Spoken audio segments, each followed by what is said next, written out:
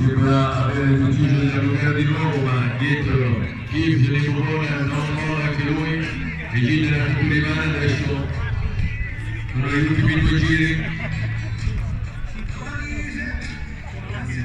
Vediamo che sono all'altezza degli spogliatoi, i due protagonisti assoluti di questa gara stanno andando veramente vinto con un bellissimo duello, soprattutto molto tecnico, molto un risultato che sicuramente ci auguriamo molto positivo.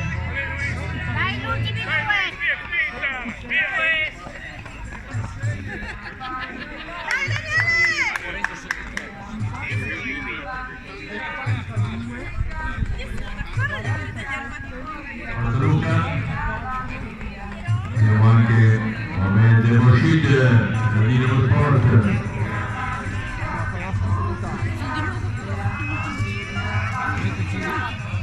Attenzione,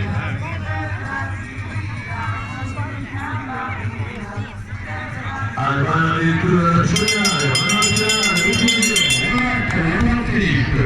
ultimo giro 27:07 e sicuramente con un finale incredibile per andare sotto i 28 minuti, ma per poter come fare e gli da Figueroa che sta tirando assolutamente, ma non molla né il primo gol, non molla di un metro.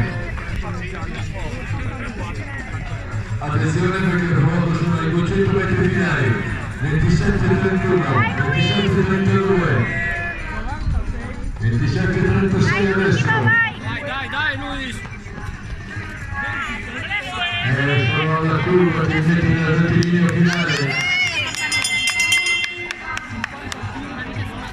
17:49, 50.